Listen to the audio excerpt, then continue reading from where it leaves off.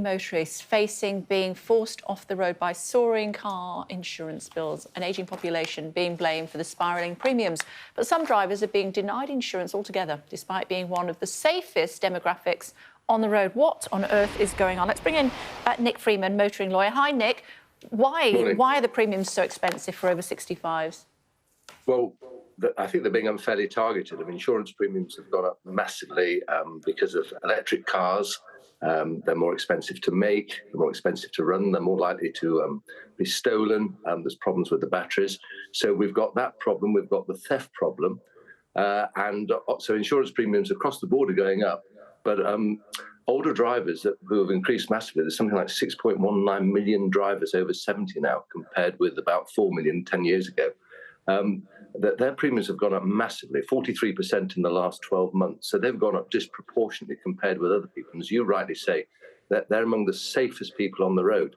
The justification appears to be that when they get to their 80s, they're more frail and more likely to be injured. But obviously, you've got at least 15, 16, 17 years in between them. When they're safe, they're not likely to be so injured, and yet they seem to be shouldering a massive rise. So it's unfair. It's something the government are aware of. There's been a record number of complaints before the Ombudsman. So it is something that's going to be dealt with. But at the moment, what's happening is many older drivers now can't even get insurance. Some of them are simply being declined insurance, or the premiums are so high that they are being forced off the road. And of course, this has a huge effect upon them.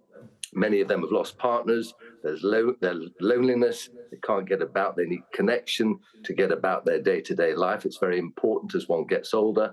They're being deprived of all these things, which causes, of course, mental health difficulties. And a lot of older people have hospital appointments, doctor's appointments, those sort of things that they're unable to keep. So it's causing massive difficulties for them, and it's something that needs to be urgently dealt with. And as I say, they're just being unfairly targeted at the moment, and it's wrong. And why it's is it, though? Do we know why it is, Nick?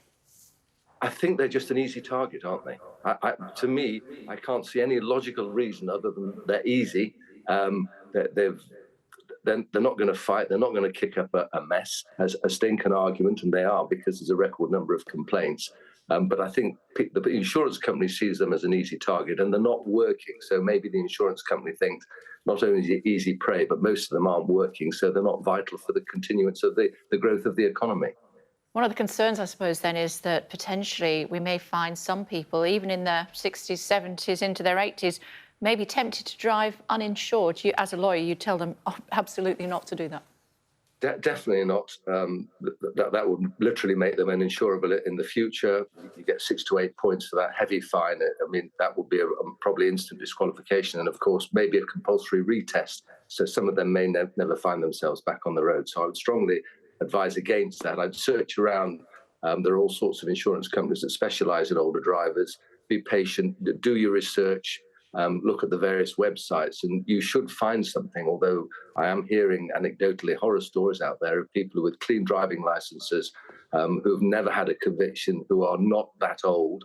And I'm talking to you as a 67-year-old guy, so I fall within this category, and I drive 50,000 miles a year. And it's extremely difficult for some of these people to get insurance. So, as I say, it's an urgent problem that the government is going to deal with. OK, we must leave it there. Thanks so much indeed for joining us. Thank you.